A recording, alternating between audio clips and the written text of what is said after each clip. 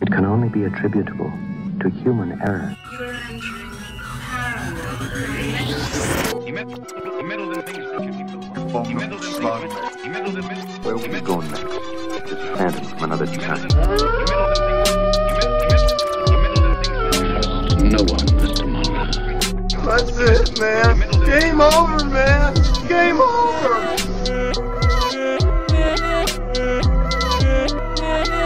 That is one big pile of shit. Hi everyone, my name is Alex Kaiju. To my left, Jasmine with. across, Eli Watson and off to the side, Stephen Myers. and we are Cryptid Campfire. of Cryptid Campfire fame. Hey everyone, and welcome to Who? Cryptid Campfire. So today, we're traveling very, very far from the United States. Going We're to traveling the heart of into- Africa. The heart of Africa. The You are deepest, correct, my friend. darkest Sorry part if of I cut Africa. you off. No, it's okay.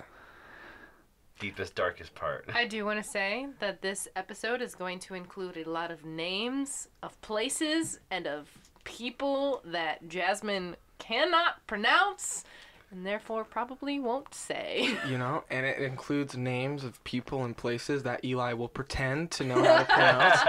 And You just gotta Just say fake it with it. conviction. Yeah, I mean, fake it till you make it, baby. Just use those sentence enhancers.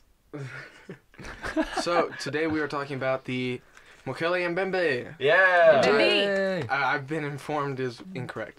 Oh. It's supposedly pronounced Mokele Mbembe. Mbembe. Well, we're gonna. Mbembe. You get to hear us pronounce it 30 different ways throughout the episode. Oh yeah. But this is my first attempt. Mokele Mbembe. So All I right. can get it out of the way. Nice. But yeah, it is in Africa, deep within the steamy swampland and dark jungles of the Congo River Basin. Ooh. Yes, I have factual information regarding this. Proceed. Okay, so the Mokele Mbembe is reported to live, as Jasmine said, in the Congo Basin. But what does that mean for us Americans and or British people listening to this? The British people say we should invade that. The Congo Basin, actually, I don't think it was the British who invaded it. So, It was the Belgians, right? no, if anything it was the Dutch, but I think it was the French. Oh. Anyways, The one area that Britain hasn't conquered. right. So the Congo Basin, how large is that? It is approximately 800,000 square miles or 2.1 million square kilometers. Yeah, that's almost as big as my mansion. It's actually the almost as size big of as my Alaska. Yeah. So we have, you This know, is the... Just the that Congo area. Basin itself. Okay, because is- there's smaller regions that we're going to... Yes, I will Getting get to- there in a okay. minute. But yes, the Congo Basin is roughly the size of Alaska. It's like all lowland, rainforest, swampy territory. And so the hot spot of Mokele Mbembe sightings is the... I'm gonna try to pronounce this. The Likuala? It's... I did find this one. Oh, okay. It's Likawala. Likawala? Yeah. Likawala Kinda like swamp. lick a koala, but like Likawala. Likawala. Look at Walla. So... All the kids are doing it. It's about, so that swamp itself is about 55,000 square miles or 140,000 square kilometers. I don't have a convenient state to fit that in. It's as big as Florida. So the swamp itself is several lakes. Mm-hmm. So most of the sightings occur at Lake Tele, or is it Mokele Mbembe? I don't know. I don't- Honestly, I don't know. The Let's say Lake is Tele. it's pronounced both ways in videos that I watched. Oh, okay, cool. Tele. So Tele. yes, so that is the region that we are focusing on, where this You know, What is this? creature from another time. And Ooh, a bygone era. what's important to note about this region is like 80% of it is uncharted. Yeah. Apparently, according to the Congolese government. Yeah. So it's dense. It's flooded forest. It's the second largest rainforest in the world. So There's snakies in there, alligators in there, Alligators. alligators. it's not easy. Piranhas. It's not easy to get to, is what we're saying, which is important for the Yes. whole discussion about this And creature. we'll actually maybe talk about this later, but the whole, there's some turmoil, political turmoil going on, so investigations have been difficult because there's civil wars going on out there. So, like, you know, you can go investigate a dinosaur if you want. You just might get shot by accident. You're you like, know? everyone, please, I just want to find a dinosaur. Yeah. Anyways, so what are we talking about? Well, clearly we're talking about a dinosaur because you just said the word dinosaur.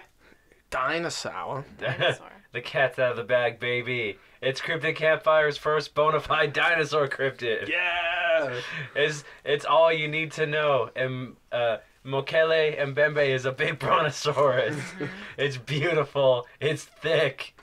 Thick boy. It does whatever it wants. But yeah, it's awesome. It's just a giant brontosaurus that lives in the Congo River. Mm-hmm. It's been said to be long-necked, long-tailed, gigantic, a sauropod, if you will. All right, you've said like it's huge like a number of times. I didn't get anything about it being ginormous. I It got shakes mountains and I it got that eats it was- trees. 35 feet long. whoa, that's even bigger than I got. I got that it's bigger than a hippo but smaller than an elephant. Yeah. So, Oh. I You think know- the confusion comes from the comparisons to sauropods because Okay. those were huge. yeah. But there were some that were the size of regular elephants as well. There's different sized dinosaurs. Yeah. But yeah, it's like But I mean, an elephant's still really big. Like, That's it's true. pretty scary. If you ever go like to like a county fair or like a circus and they have an elephant? I rode one once. Yeah. Yeah. You rode an elephant? Yeah. there Did you are that off ride your it into bucket Gunga list? Din? Huh? Gunga Din? What? there are other accounts that say it looks it's more similar to like a rhinoceros, which Yes. They say I don't know. Is it the horn, right? Some yeah, people because say it has a single horn supposedly that it uses to either kill hippos or elephants or other rhinos. I don't know, but it's Sometimes also it impales like canoes with it. but it's also supposedly an herbivore, so I don't know why it would be killing other animals with its horn unless Well, I guess it feels it's threatened. It might be territorial. Well, Yeah. that might be it. I know that it doesn't like hippos. It will kill them on sight, Which but is not eat them. Mm-hmm. It just hates hippos. Have you seen hippos when they like charge? They're scary. Terrifying. Yeah. I mean, hippos are scary just peeking up from the water, let's be Yeah. honest. Right? Yeah, Yeah. straight up. They're so, and then their mouths open. They just have like 3 feet long teeth. Yeah, dude. Just bite you. Ever heard of braces? I mean, you ever seen that video of hippos eating watermelons? Like, Oh, just picture gosh. if that was your head. And, Like, just... and imagine being raised with nothing but hungry hippos as your only representation until you see a real one. Yeah. But yeah, they apparently there's a region where there's just no hippos because Well, yeah, Lake Tele doesn't have hippos. And in fact, regions, I don't think that's the only region where Mokele Mbembe is seen. But, like, anywhere that it's reportedly to be at doesn't have any hippos, which is... Coincidence? I think not. Oh, what does Mokele Mbembe mean? Since we'll be saying it so much, anybody have that description? I do. It comes from the Bantu people. Oh, It means one who stops the flow of rivers. When I read that, I was like, okay, but why? Because like a lot of the sources say that that's what that means, but I was like, what does that have to do with anything? It apparently comes from the idea that the creature supposedly likes to nestle in the bends of the rivers, so like clogging it up, man. Sleepy boy. It's like Snorlax. He blocks the path. Get out of the way. You gotta play the pokey that, flute. though. I got that in the Bantu culture.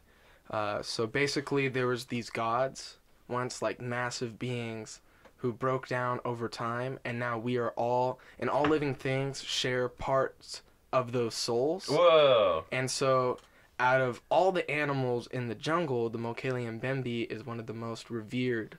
And so, a lot of the times, people who are going to investigate or conduct expeditions to try to find it have to be blessed by a folk healer, also known as a witch doctor to us uneducated Americans.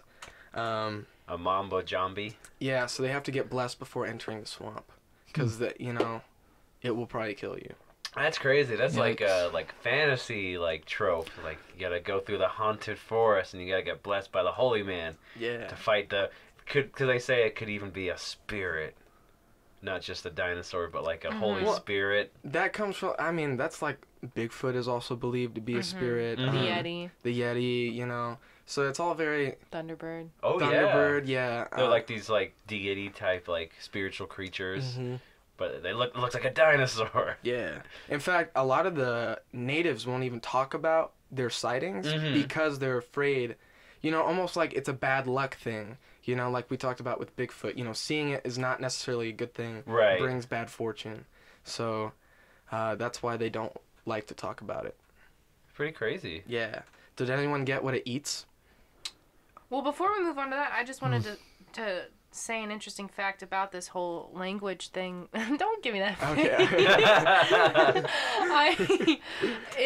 I learn a lot about cultures and just things that don't even have to do with the cryptids. I learned so much new vocabulary when I'm doing research for this. So when I learned about how the name translates to the one who stops the flow of rivers, you said it came from the Bantu people, and the language that they speak is Lingala, and I read that it's a language used by over 8 million people as a lingua franca in northern parts of Congo and the Democratic Republic of Congo. And I was like, what the heck is lingua franca? Is it like mixed with French? It is not. Lingua franca just means a language that is adopted as a common language between speakers whose native languages are different. Ah. Whoa. So I guess a lot of the times it's English, huh? English would be a lingua franca. Probably. Yeah, I know it was when my grandpa, who doesn't speak a whole lot of English, his native language is Spanish, went to a Chinese restaurant who the lady barely spoke English, but she only spoke like Mandarin or whatever. And so that was their lingua franca. English. Yeah. Whoa. And they both barely spoke it. Fun fact, see? Yeah. I learned so much Ooh. vocabulary. That's things. cool though. I'm glad that you brought that up. That's pretty crazy when you think Yeah. about it. That's really neat. But proceed with Yeah, wherever so you were what does going. it eat, good old Stephen Myers? Obviously tell me if I'm wrong, because I obviously wrote down the 35-foot thing wrong. I know. It's all just different reports. I got that it feeds on Alex Daikaiju, Oh no. Jasmine Mayweath, and Eli Watson. Oh no. Oh No. no. It's Wabbit season all over again. That's when I close the door and lock it. The gate opens up. No, but I got it feeds on hippos, crocs, and elephants. Really? Yeah. Is that false? I don't think so. What did you get? Because I also read that it was an herbivore. So. Yeah, so yeah, that's what I read that Oh as an yeah, herbivore. that is contradicting to say Yeah, that it's an because- herbivore. Everything I read about it killing hippos is that it does not eat the hippos. I got that it eats the malombo plant, which is like a vine, and it grows little apple-sized fruits, and that's what it really And they're likes not to eat. apples? They're not. They're apple-sized, but they're like some other... They're fake apples. They're fake apples. It's yeah. I got that they feed on the nut-like fruit of a riverbank plant. Yeah, that's... Didn't specify it. Is that what you're It's talking about? probably, yeah, that. So it's There was a report that there's an area towards like 18 feet up. There's like a complete clearage of foliage. That something's been eating all the stuff at 18 feet only. Oh. So there's like areas to where you'll just see like it carved out into the like the different bushes and trees, Wild. but only at that level. Interesting. So that's why they think it's pretty good size, because 18 feet up is pretty good. Good hunk. Does anyone get what kind of noises it makes? A loud roar.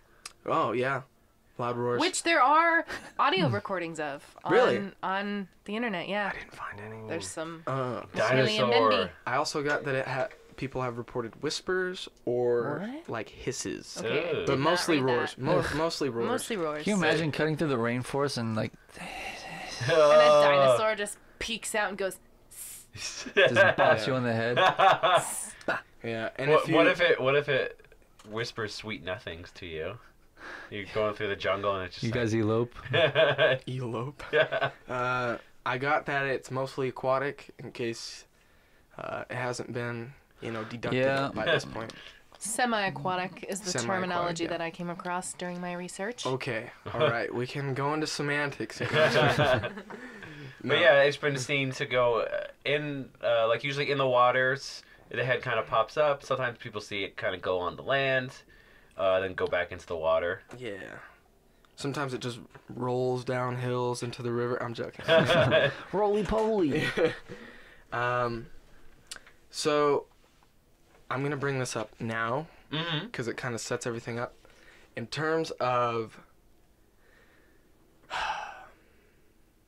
I guess, the movement of tectonic plates. All right, you're gonna think it's crazy, but Africa has relatively not moved very much. Mm-hmm. So the Congo basin itself has, and according to a lot of legit scientists, has basically remained the same since the Cretaceous period. Ooh, Pangea, right? Yeah, like since all of that, Africa hasn't really moved that much. In Everything terms else of, like, broke away. Everything else broke away, and Africa just kind of It's stayed still where a it was. primordial world. Well, I wouldn't say that, but I have a quote from a cryptozoologist named Roy Mackle, Mm-hmm. who I think I brought him up during the Loch Ness Monster episode, our very first episode. Oh And no. I haven't ta- Sounds relevant considering they're Right. similar creatures. and I will be talking about him a lot in this episode, but yeah, he got bored of the Loch Ness Monster and came and investigated this. All right. But his quote is, again, I should emphasize that the Likwala region has remained relatively unchanged since the Cretaceous period. No mountain formation or extensive inundation has occurred, and the climate has been stable for millions of years. It is ideally suited for the survival of a relict species. Oh, Yes. So, bring them dinosaurs on. which brings us to sightings, I guess. Sightings. According to Cryptozoology A to Z, written by Lauren Coleman and Jerome Clark, the first print reference to the Mokele Mbembe comes from the 1776 book, which is not named in the book, but I discovered, is called History of Leongo, Kakongo, and Other Kingdoms of Africa. Mm-hmm. And so this guy was Abbot Proyart, or Abbey Proyart. I don't know. It's French. He was an abbot. He was Catholic. He also is known as the biographer of Maximilien Robespierre, Oh. who was like highly involved in the French Revolution. Mm-hmm. What's his name? Abbot Proyart.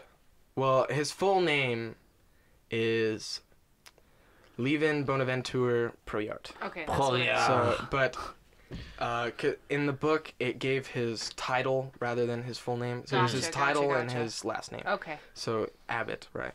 And so he was down there in Western Central Africa, Mm-hmm. in the Congo Basin, and he discovered giant clawed animal tracks that he claims were 3 feet apart.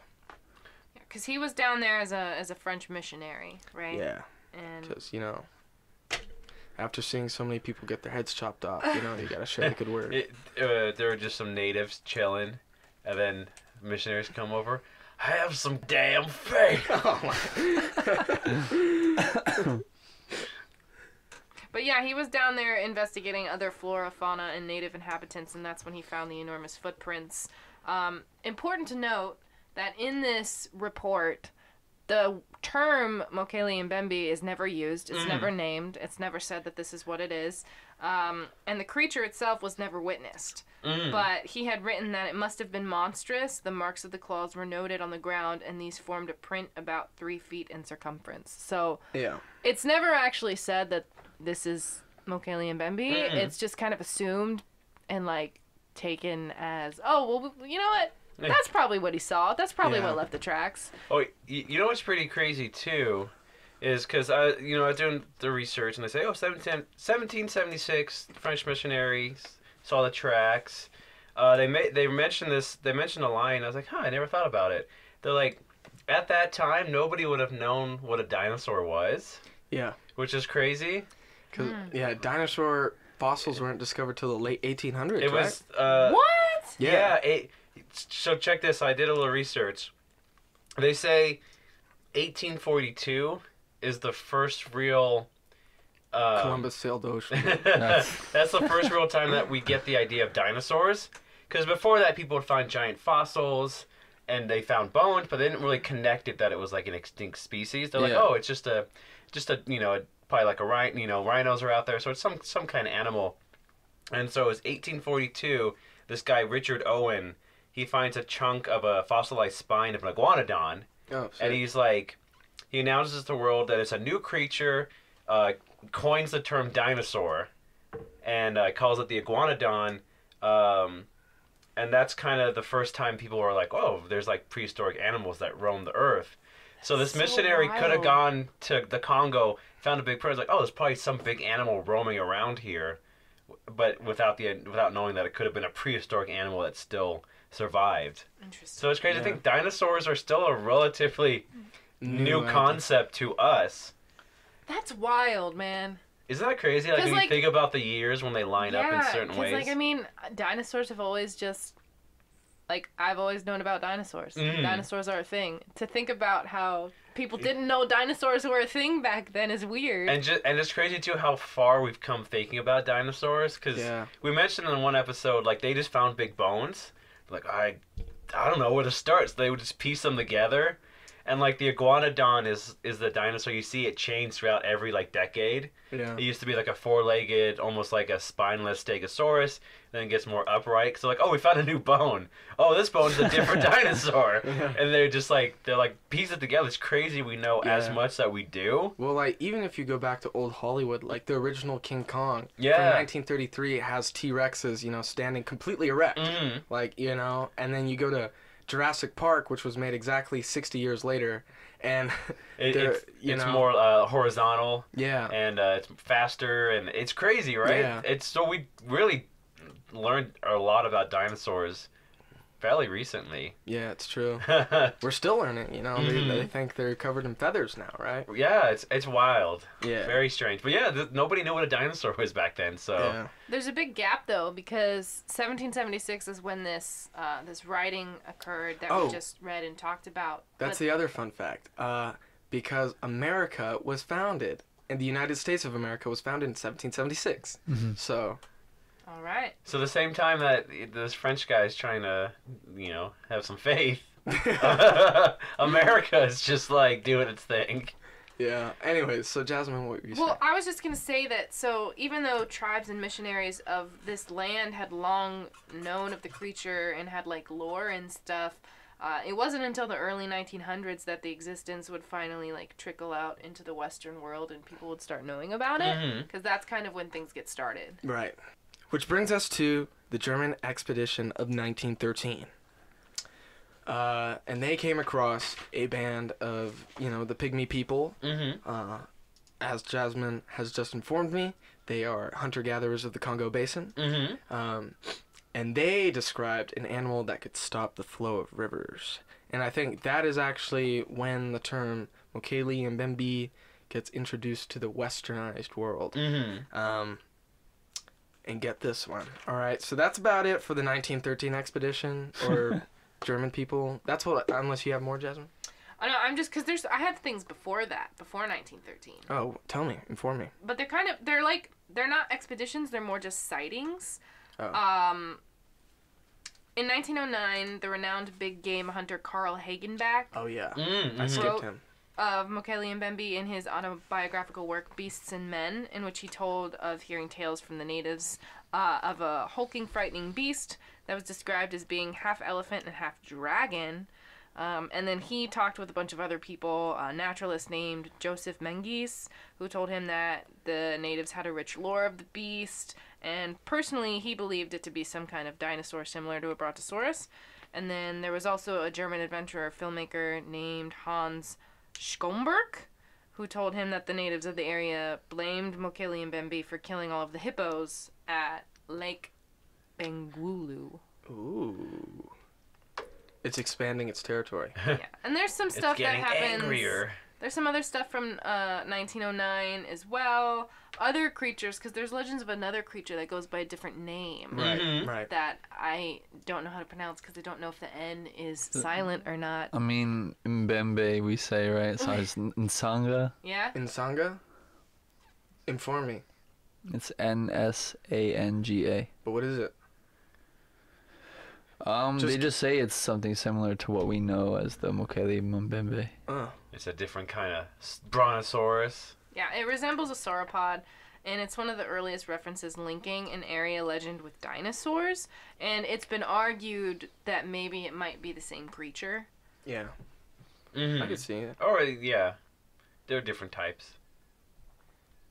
And then there were reports of a dinosaur-like creatures in Africa that caused minor sensation in the mass media and newspapers in Europe and North America during 1910 and 1911. Some took the reports at face values and others were more skeptical. So Oh, cool. it was kind of floating around in the early 19. Yeah. Crazy, right? Yeah. So with all this hype, bro, The original hype beast. our good old friends at the Smithsonian launched an expedition in 1920 to go investigate this. And they, gathered a bunch of people, a bunch of experts, and it was actually cut short. And this is actually really sad. Uh-oh. Because they were riding a train, and the train derailed, flipped, and crushed a lot of the members of the expedition. Oh, no. And they just, didn't go after that. That's crazy. It's a bad omen. Yeah. Dude, Talk about a bad omen. that's what the natives are saying. The only one who survived was Bruce Willis. Don't hunt it. You need to be blessed. I mean, speaking of bad omens, so there was a story that happened. Let me scroll here.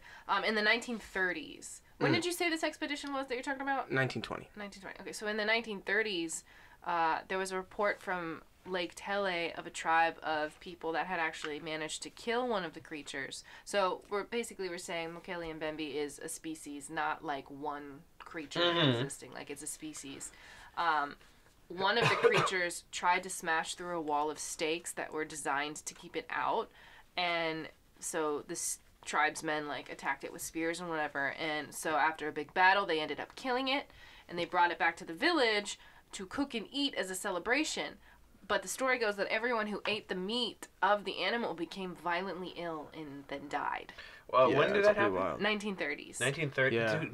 Do you have who we got that story from? From Roy Mackle. Roy Is it Mackle. him? Yeah, Roy Mackle uncovered that story in his 1980 expedition. That's Okay. funny. Because Yeah. I got that from a different guy. Really? That story.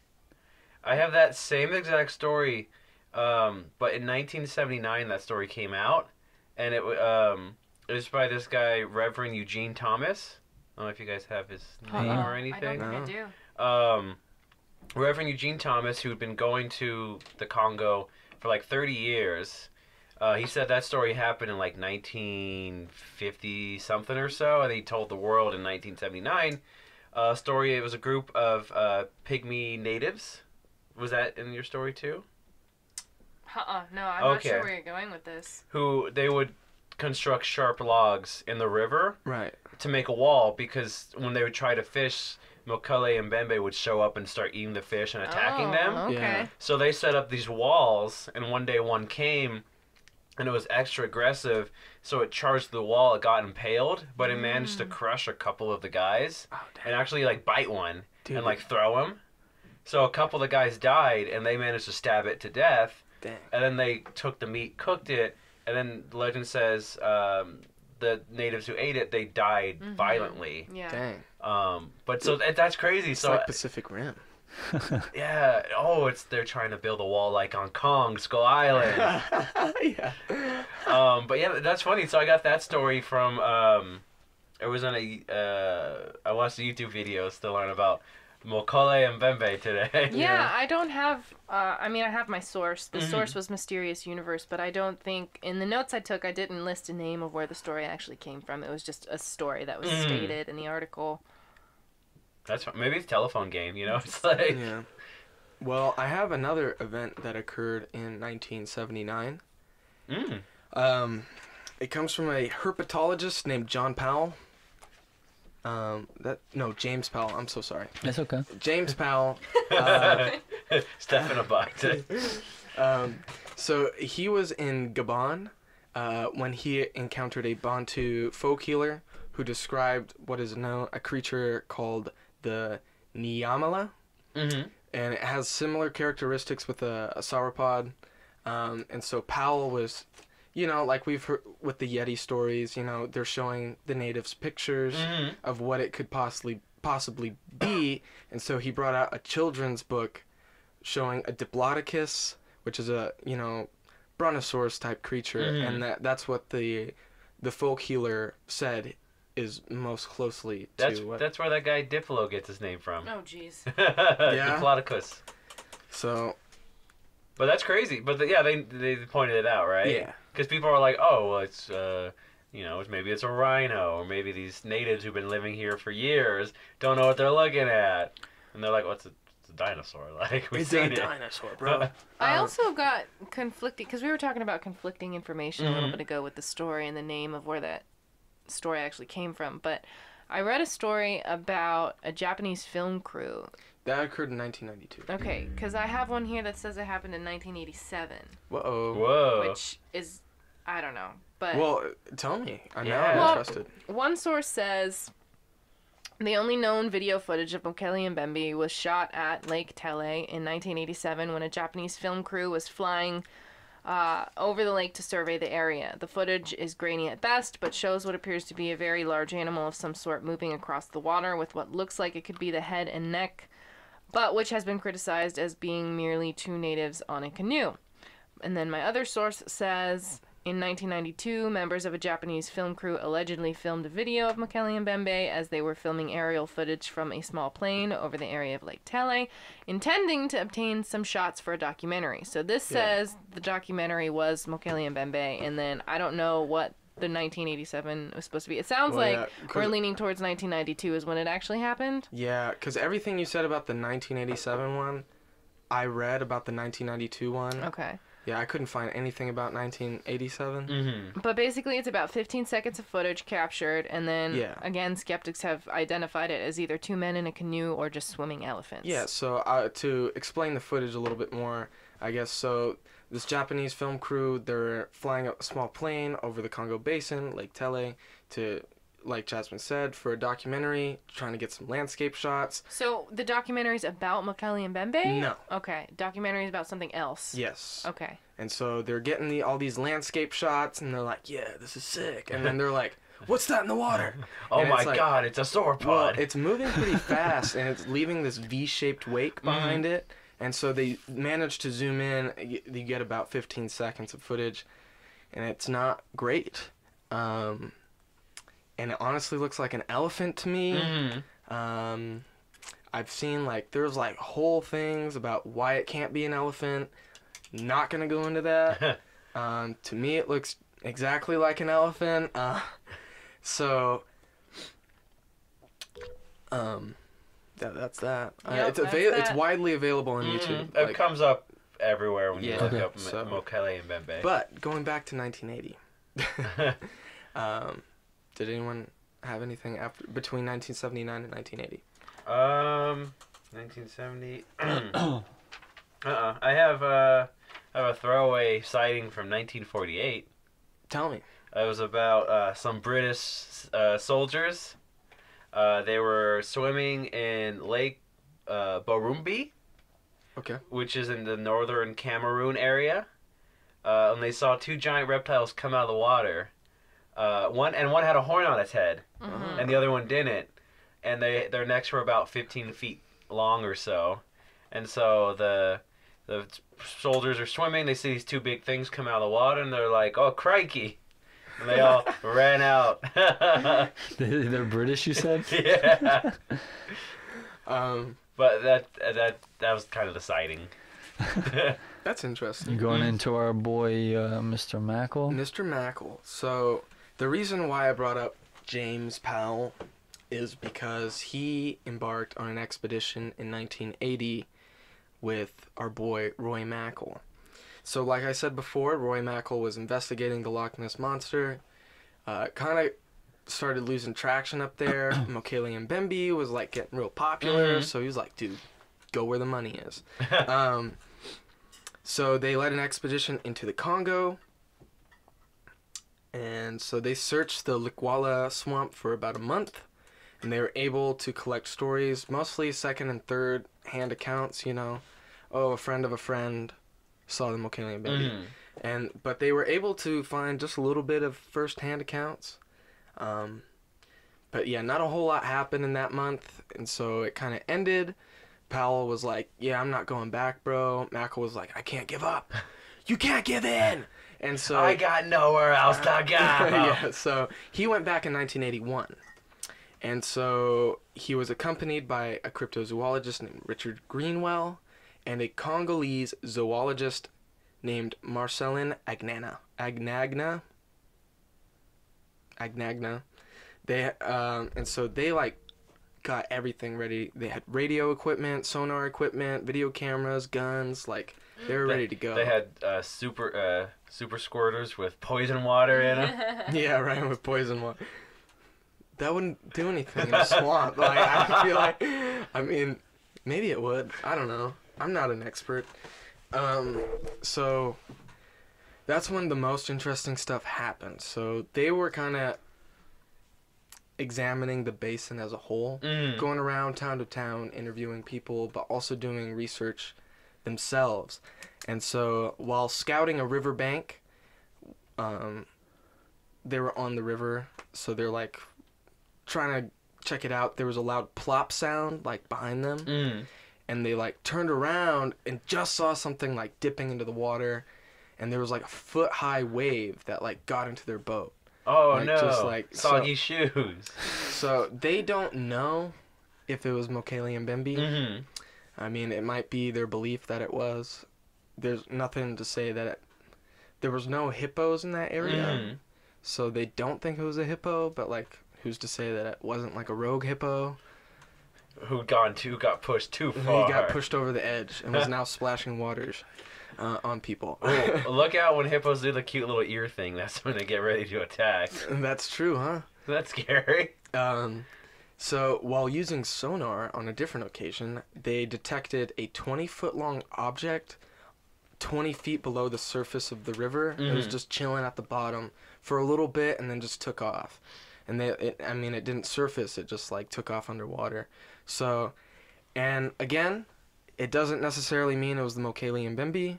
It could have easily been a Nile crocodile, because they get pretty big.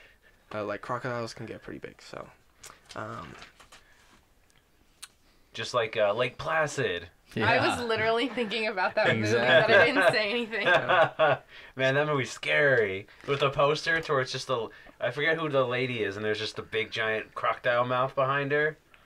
It's like I never saw it. It's like a 30-foot crocodile. Yeah, it's huge. The movie's bad, though, isn't it? Is the movie bad? Not as bad as the sequels. Didn't you hear about that story where some like couple in Florida moved into this house and they like would hear creakings and groans and they thought it was a ghost. And then Are you about to tell me it was a freaking crocodile that in was their stuck house? underneath their house. Oh no, the poor thing. And it was like huge though, like 20 feet Oh, long or gosh. something, like Poor a baby. ginormous one. Yeah, then they made a discovered movie. it once they like tried to destroy the house. Like, and, Was it dead? No, it was like Oh. living under there. I'm Wait, sure how it was long like. was it living? So it was living under, or it was stuck under there? I don't think it was stuck, but Okay. it may have been living under there. Oh man, that's They're, crazy like, though. Kind of sketch, bro. It So- just comes out of the toilet one day. Jeez. But yeah, so when Mackle's expedition ended, his second expedition, he had collected like more than 30 eyewitness reports, and he published a book called A Living Dinosaur in Search of Mokele Mbembe, Ooh. which I did not purchase to read. Sorry, fans.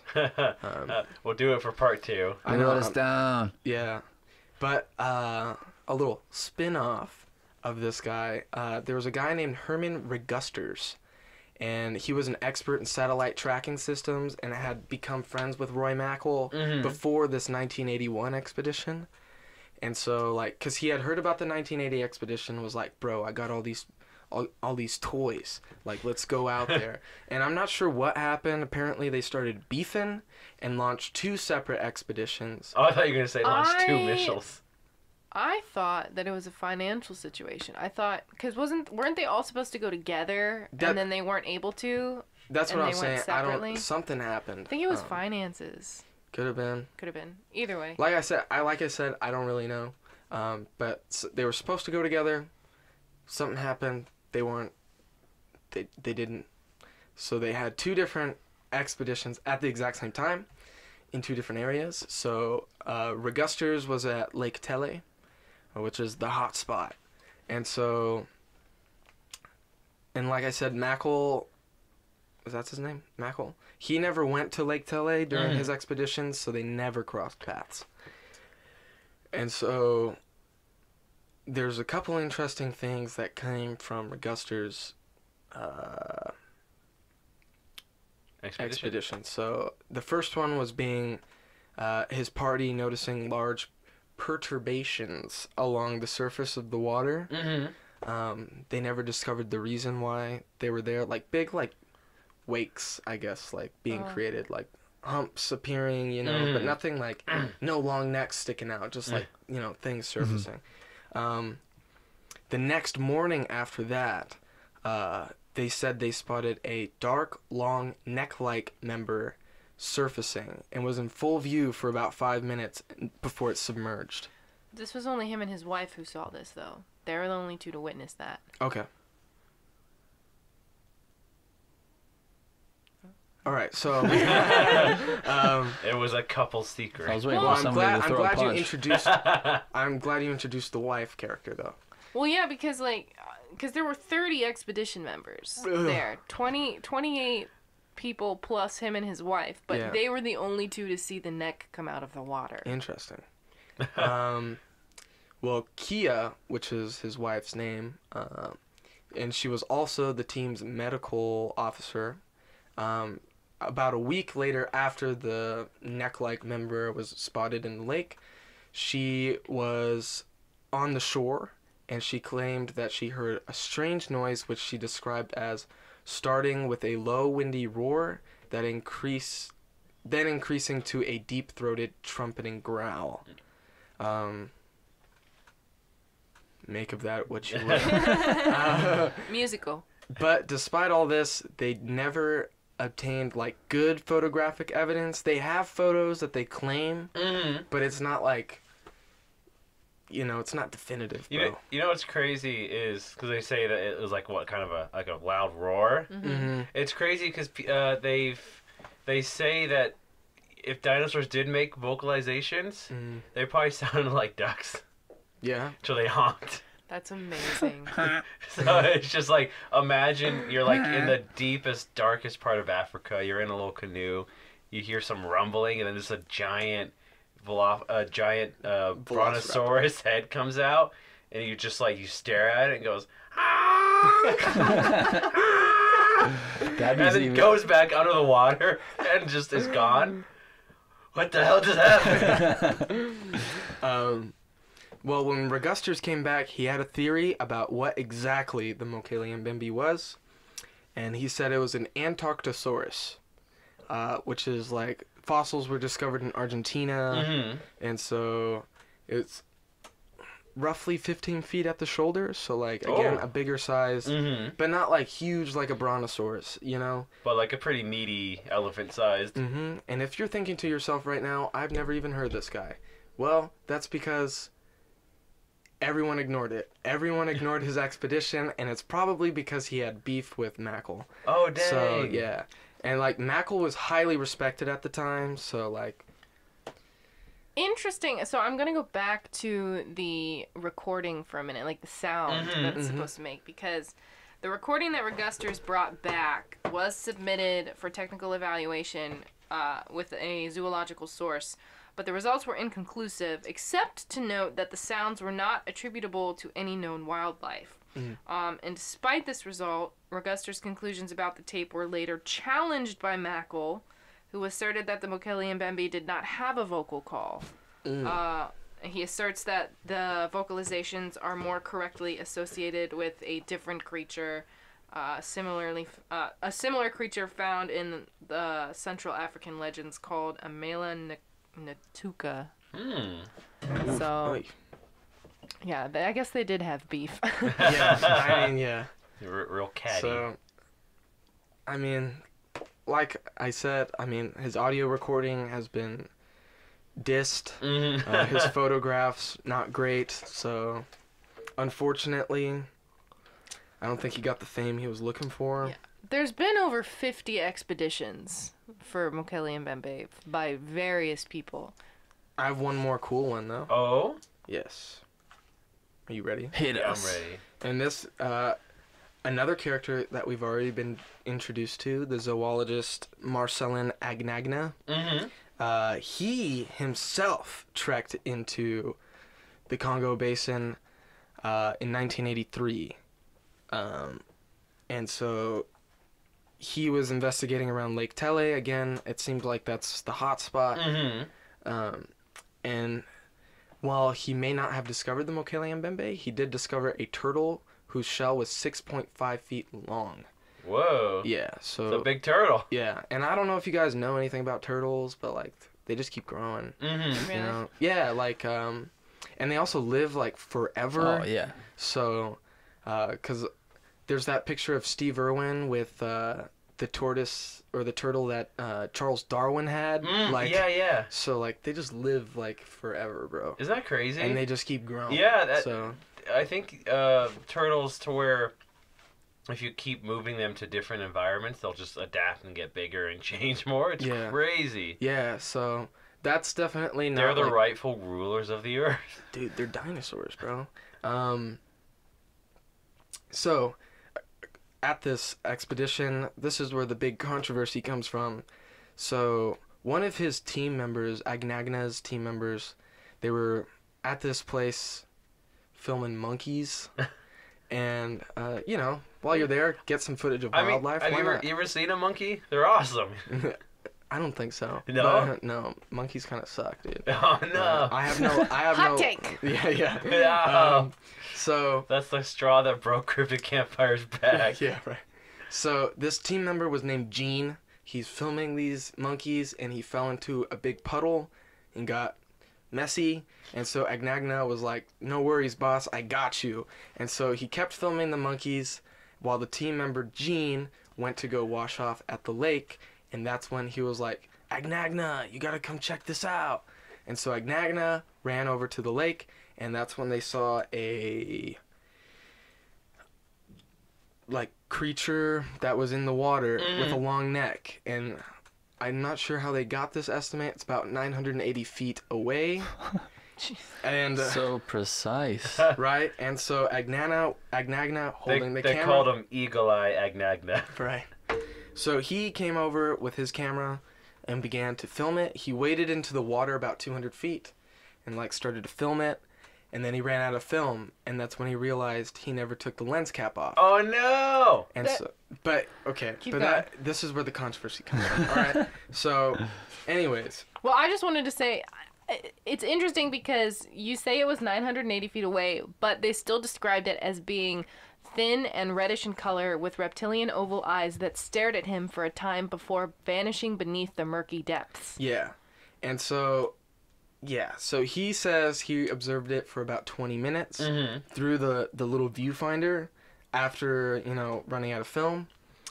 And so he also provided a drawing for the journal called Cryptozoology, which is the official journal of the International Society of Cryptozoology, which Roy Mackle was actually vice president of, and our boy Bernard Hoovelmans founded, so, Oh, dang! you know, the super team. It's- That's cool. Yeah. Anyways, so he, you know, Agnagna provided a drawing for the, you know, described his expedition. He provided that, what Jasmine said. So, but that's when the next journal is when all the haters came. Uh-oh. Because they're like, so how were you able to view, because the camera he was using, and most cameras are a single lens, and to, you know, look through the viewfinder, it looks through the regular lens, not through some other lens. And so they're like, so how did you say you were filming it without like, how were you looking through the viewfinder to film it without having realized the lens cap was still on? Because if the lens cap was on and you looked through the viewfinder, you would see that it's just black, you know? Which is a very good question, and I myself thought about that. That's when our boy Greenwell, who was on the second expedition with Mackle in 1981, he shot up to defend Agnagna, probably because they were friends. But he was saying that it came down to a translation error because Agnagna's report was originally in French, and Greenwell was the one to translate it, or at least retranslate it, because apparently Agnagna had not said that he had left the lens cap on, but he was using a macro lens for like close-ups. Okay. So he was probably close to the trees, filming the monkeys, you know, getting good shots that way. But it's not good for something that's 980 feet away. Mm-hmm. So the footage, you know, just kind of came out useless, you know. Yeah. And so that's the defense for that. But again, make of that what you will. Mm-hmm. Pretty shaky. Classic Yeah. lens cap. And like Jasmine said, there's plenty of other expeditions. Mm-hmm. They all kind of come out the same. There's nothing, Yeah. like no like hard photographic evidence or. You know what? There was one expedition that's pretty interesting. I like this one a lot. So there's a one quick expedition that's kind of neat. I couldn't find it really anywhere else, so I don't, heed to it what you will. But in 1932, our boy Ivan T. Sanderson Oh. was traveling down the north of the Congo with a friend in a canoe when they heard a terrible sound, like an earthquake. Like this big, loud rambling, and then the water started to boil and foam around them. Whoa. And they're like, what's going on? And then a giant head raises out of the water and just stares at them. Are you for real? It's Ivan T. Sanderson. It might be from the Book of Jungles, because he wrote that book. I think I have that one. So I'll have to read it. Yeah, you have to check it out. But this is a paraphrase of what he said. The monster burned itself into my retinas. He looked into the face of God. It looked like something that should have been dead millions of years ago. Did he really say that? As a scientist, I was super excited to encounter it, but the encounter was so frightening, so nasty, I'd never want to look upon it again. Dude, that's why Ivan Sanderson's awesome. He's right up there with John Keel with the way he writes. It's just Right? like totally out there. It's like, come on, bro, stop exaggerating. But isn't that crazy? Yeah, it's awesome. Because I was like, I don't know if Eli will bring up Ivan D. Yeah. Sanderson, Yeah. but he encountered Mokele Mbembe. Sick. I didn't dude. get one with that much of colorful detail, but I did read the story that Sanderson claimed that while in Cameroon in 1932, he came across large tracks that the natives explained as being from the creature witnessed. Hold on, I apparently did not write my notes in a way that I could read them. Cryptozoologist Ivan T. Sanderson claimed that while in Cameroon in 1932, he came across large tracks that the natives explained as being from the creature.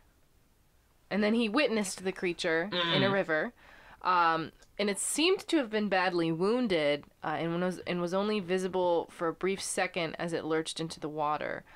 Darkly colored, the animal's head alone was nearly the size of a hippo, according to Sanderson, and the native guides termed the creature Mbembe in Sanderson's phonetic spelling. Well, okay. There is another source that claims Sanderson experienced it as well. Oh, right on. Pretty crazy, right? Yeah, Sanderson's awesome, dude. Ooh, and then I'll throw out this expedition too, because it's a fun little quick one. Okay. It was from August to September of 2018. That's recent. Okay. So I think, all right. 2 years ago, we had the Lensgrave of Knuthenburg, which I don't know if you know what that means. I do I not. have no idea. A Lensgrave is like a Danish duke, Okay. so it's a member of royalty. And Knuthenburg is an over 300-year-old Danish medieval manor. Okay. And so it's basically the duke of like a Danish duke. His name was Adam Christopher Knuth.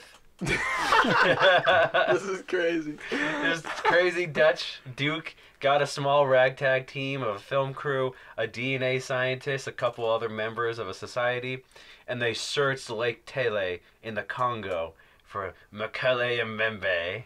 Oh. And while the Danish man did not find a dinosaur, they got to find a new green algae that was undiscovered. All Oh, right. that's sick. Isn't that For crazy? Science. I also, So a successful expedition. yeah. I also have another recent guy. His name is William J. Gibbons, or Bill Gibbons. Okay. And he is featured on an episode of Monster Quest. His YouTube channel is actually called Crypto Hunt, and he's like gone a number of times to search for the Mokele Mbembe, and he's like connected with the people out there. He said he can't really go back right now because of a civil war. He's like pretty good with updating like every couple of months about what's going on, about how to get out there if you want to do your own expedition. In fact, he has a book that I would really like to read. It's called Mokele Mbembe, Mystery Beast of the Congo Basin. And so that's available on Amazon. And like I said, he updates quite frequently. Check out his YouTube channel. It's good stuff. Cool. He was on Monster Quest, so... but yes, that reminds me of something. Your expedition that you just brought up about finding algae, they just did that test last year in Loch Ness, where they take a sample of the water and test for like DNA samples to see, and they discovered like some undiscovered eel or whatever. So like maybe they could do that in the swamps down there and see if they could find any DNA that way. Yeah, that'd be cool. But then again, swamps are like really kind of like stanky, like, with right? all that like algae and stuff, so maybe not. I don't know, but that would be interesting to do. I mean, I'm sure I feel like if you could find all kinds of crazy stuff in that swamp. You know, like there's. What were you saying earlier? What, like only 10% of it's been discovered or something? Yeah, like mostly uncharted, I think. Yeah. Yeah, because it's just such a crazy place to check out. Yeah. Just People who get knows what's malaria in down there. there. Yeah. Yeah. They got mosquitoes the size of hawks out there. Yeah, dude, because there's the regular mosquito, and then you have the mega mosquito. The mega mosquito, and it's got 2 proboscis for good measure. Yeah, 80% of the region is uncharted. That's Yikes. crazy. Yeah, you could probably find lots of crazy stuff. Anyways, that's all I have on expeditions, my friend. Yeah. you know what? The one expedition, because you go there and you're like, we got to find that dinosaur in the Congo. But you forget about the giant albino gorillas that guard the giant diamonds from the movie Congo. I still haven't seen it. I haven't seen it. You haven't seen it? No. Oh, it's awesome. Bruce Campbell's in it. Oh, I love Tim Bruce Curry's in Campbell. it. And they're like, we got to go find the secret diamond mine in Africa. But these are gorillas that are like 8 feet tall, albino gorillas, that rip people in half. Oh, dang. And then a volcano goes off and the lava starts eating all the gorillas. It's crazy. Wild. And Tim Curry's there. We tried to find that movie at Amoeba, Yeah. and it took us so long. We had to ask somebody. They put it in the King Kong section. Congo. And then there's Amy, the gorilla that can talk with the little speaking spell on her arm. What? Amy's sad. This movie's crazy. Yeah, dude, it's wild. But Get into explanations. What could it be? So there's there's 3 possibilities from what I've read. We've got A, living dinosaur, B, undiscovered species of rhino, and C, hoax. Which is a very Or elaborate hoax. D, all of the above. oh, So, when it comes to living dinosaurs, so we've talked a lot about dinosaurs already, sauropods, etc. Sauropods were a type of dinosaur characterized by long necks, small heads, long tails, large bodies. They were herbivores. They thrived up until the extinction event that wiped out the dinosaurs about 65 million years ago. They were the largest dinosaurs to live. I mentioned earlier that there were some that were like over 100 feet long and weighed up to 100 tons, but there were smaller members of the family as well, some only 10 to 20 feet in length, about the size of an African elephant. So by the end of the Cretaceous period, sauropods lived around the world, including areas we now call the African continent, going back to what Eli was saying about how Africa hasn't really moved since this time. Herbivores like sauropods that survived the initial impact. So let's just say for a second that the explosion or the extinction event didn't kill them on impact. They would have still starved once the plants began to wither away. they say it was like a wet winter, right? I think Yes. like a maybe? big shift in. I want to say there's a theory that when the meteorite hit my mic right there. Hacha. When the meteorite hit, it caused such catastrophic weather changes that it almost like a second ice age kind of hit, and all the plants just like weathered and died. That's why the remaining dinosaurs died out. Yeah. Because Yeah. their food source. So the predators would have gone extinct soon after that, and no terrestrial animal larger than a few pounds would have been able to survive. So it was a massive kill-off, eliminating the dinosaurs along with over half of the species on the planet. But one theory is that, like crocodilians that survived the dino apocalypse, Mokele Mbembe somehow lived through the extinction event because it was semi-aquatic. But modern theories say that sauropods were browsers, land animals, and not great candidates for living in lakes and rivers. Plus, plesiosaurs didn't escape extinction. So, if it... Supposedly. Oh. So, like, semi-aquatic versus fully aquatic, like, the fully aquatic animals didn't survive. So why would the semi-aquatic animals survive? But... I guess as I'm explaining this, it sounds more like it's not possible for it to be a living dinosaur. But, like, I don't know. But that's what a about, theory. You said aquatic animals didn't survive? Yeah, please. But, like, what about the coelacanth? You know? That's... I think it has to do more with the... like, shallower, shallow, like, not deep ocean stuff? Yeah, all the big giant, like the Morathosauruses and the megalodons died out because food sources got more spread out and spare. I see. That is relevant to mention, though, because I read a 2012 article that states zoologists often conduct multiple searches for species that went extinct during recent history. And in a study tracking the rediscovery of presumably extinct mammals, zoologists found that still existing species were often found again after 3 to 6 searches were conducted. So, on average, if you go out and look for something that's supposedly extinct, it'll take you 3 to 6 times to actually find it. But after that point, the likelihood of it actually still existing plummets. And given the number of unsuccessful expeditions to the Congo Basin looking for Mokele Mbembe, this article states the conclusion is clear: there are no amphibious dinosaurs to be found. So yeah, and then I guess my argument, because I'm always arguing, is just how dense it is. And that's the same thing with like Bigfoot, and then I was just in El Salvador, and that's a largely deforested area, and it's still dense. And, like, if you got lost in the jungle out there, bro, ain't no one gonna find you. Yeah. Like, and so, I guess my point is that I think it's still possible. It's also possible that it's an undiscovered species of rhino. The long neck kind. Yeah, because, like, when I was reading about how they were, like, comparing it to a rhino, I was like, I can't see this. How can you tell me it looks like a dinosaur but also like a rhino? Doesn't make any sense to me. But then I looked up YouTube videos of the Paraceratherium, which was a relative of the rhinoceros that lived millions of years after the dinosaurs. Oh, is that the woolly rhino? Never mind. I don't think so. And then, so it lived millions of years after the dinosaurs. I know the woolly rhino, yeah. Millions of years after the dinosaurs, but millions of years before the humans. And they had large bodies and long necks, but still had, like, the head of a modern-day rhino, which, like, blew my mind. The horn wasn't as big, but the horn was still there. Sometimes they have the prehistoric rhinos, the horn splits off in 2 ways. And then sometimes they would fight with giant sloths. For dominance.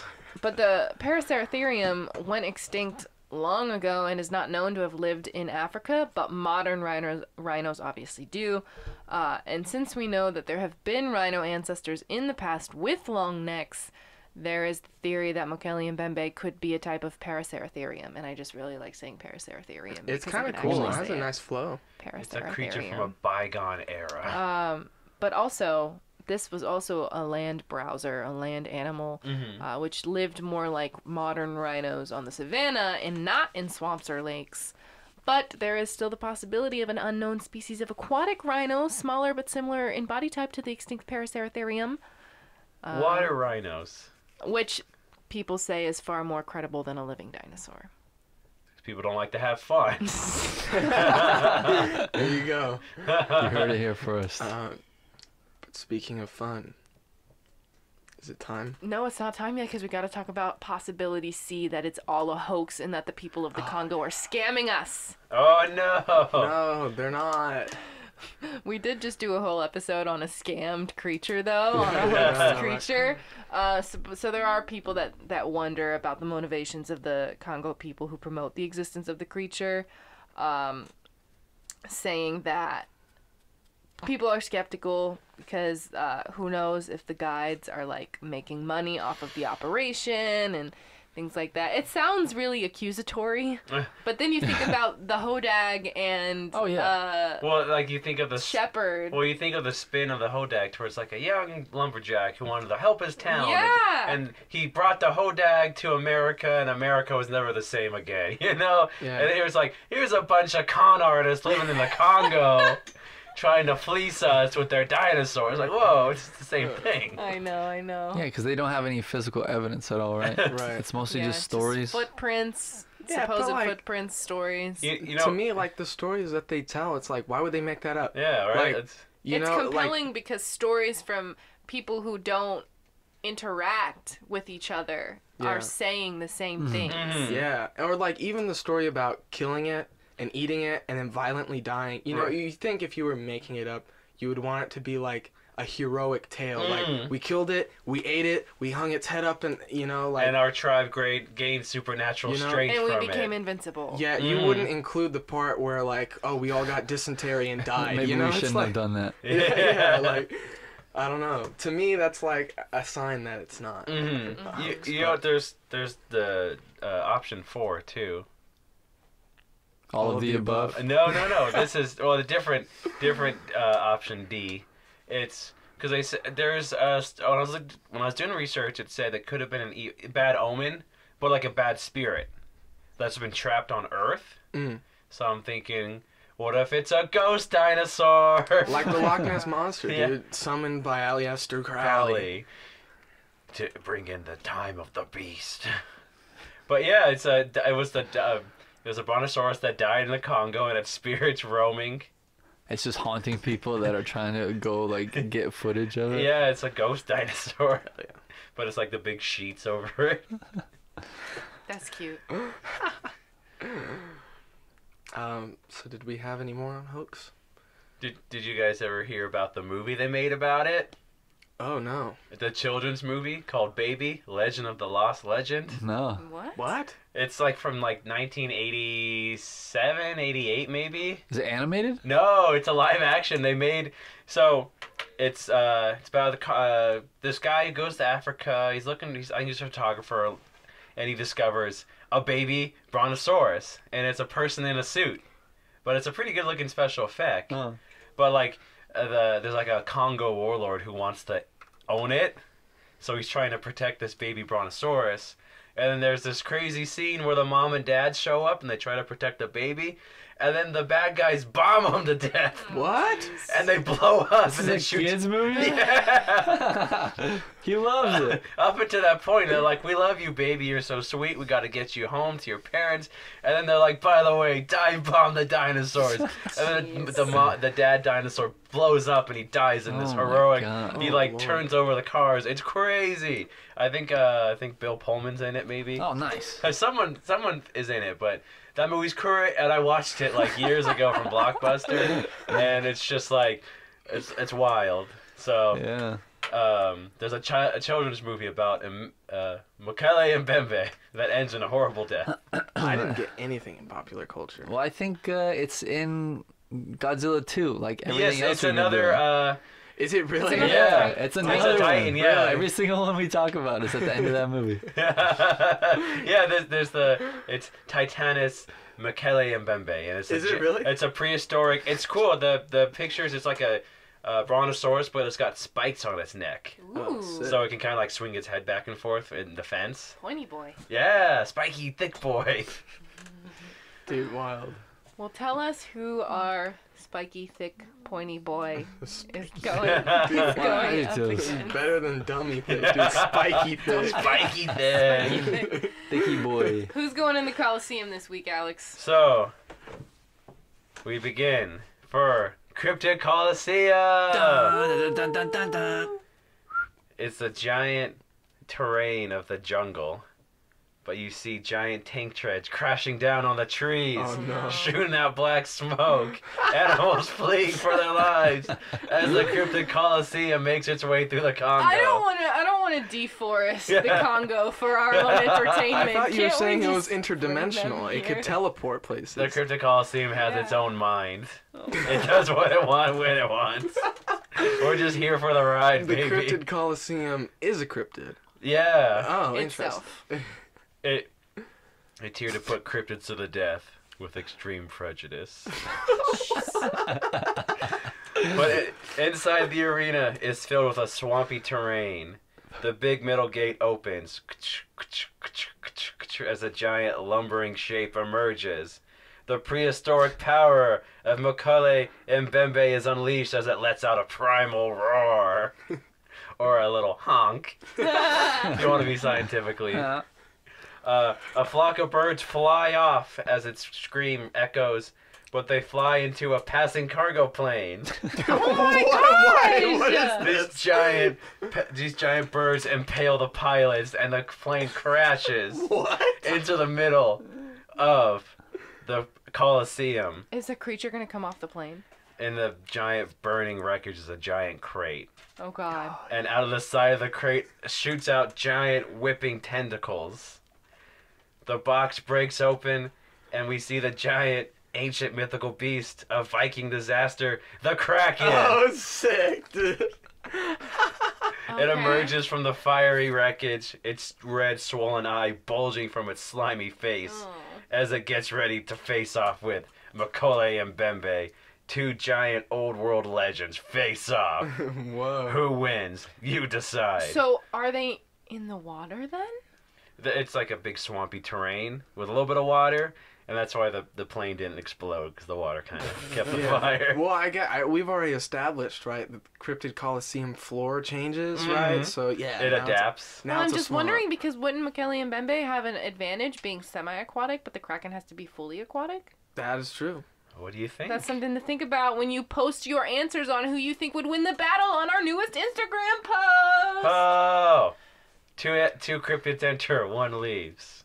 Yeah. And we get to eat the leftovers. But yeah, go to our Instagram. There should be Calamari, a my post favorite. up there. There should be a post up there that talks about who's in the battle this week. Please leave your comments and let us know who you think would win the battle. Yeah, and if you want to, throw a cryptid into the Coliseum, let us know, too. That Yeah, is give true. us your suggestions. Yeah, and so... But I think that closes the book on Mokele Mbembe. And now we're going to focus on things that we can find. So how do I find you, Alex? What Oh, a segue! What a segue! Slick. Ooh, that was so Pulled a slick it fast cut one. me. My name is Alex Daikaiju. You can find me on the Instagram and the Twitter at Alex Daikaiju. Alex, Daikaiju. Be sure to check out my Instagram. I post lots of art, some cryptid art related too. And if I wanted to find you, You can find me on Twitter and Instagram as well. My name is the same on both. It's Jasmine Maywith, JasmineMaewith. My research today came from Exemplar, Mysterious Universe, BBC, Smithsonian Magazine, Ancient Origins, and the Daily Journalist. ooh, what about you, sir, over there? You Answer can- the question or die. Oh, please, God, no. You can find me on Instagram at MyersSteffen. That's MYERSSTEFFEN and nothing else. Ooh, and the listeners want to know, what's your favorite color? Forest green. Ooh, Wow. make sure you guys comment Forest Green on Stefan's Instagram on every post. That would make me so happy. Do it. And what about you, sir? You can find me at the Eli Watson on Instagram. Ooh. And that's about it. Anyways, I would like to copy Jasmine and share some of my sources. Ooh. So I'm doing, I got my sources from Cryptozoology A to Z, written by Lauren Coleman and Jerome Clark. I think I mentioned that earlier, but the main chunk of my research came from Creature Scene Investigation, Mokele Mbembe, Fact or Fiction by Rick Emmer. Ooh. That's a good one. I highly recommend. And it's a short read. It's like 107 pages. I read the entire thing today. So, you know, if I can do it, you can too. Yeah. Ooh. Is that all How your much sources? was it? Yeah, it was just those two. Ooh. I'll say my sources too. Because I got from the land of YouTube. I watch YouTube videos for my yeah. research. So I watched this guy named Paranormal Junkie. I think he's the guy who I had the Ivan T. Sanderson story from. Then there's Legends of History. They had a pretty good video about Mokele Mbembe. And I did Wikipedia. All right, Yeah. all right. I had to. So you can also follow our Cryptid Campfire official Instagram, Twitter, Facebook, Ooh. and you can check out our official Cryptid Campfire website. Buy our merch. Yeah, can we buy- got t-shirts, baby. That's about it. I say merch like it's plural. I It's know. just a t-shirt. Ooh, stick around. We might be adding more. You never know. You never know. You might want to get yourself a Darren Burgers t-shirt. Ooh. And you can also... I'm daring for these burgers. So, you might also wish to gain access to exclusive Patreon episodes.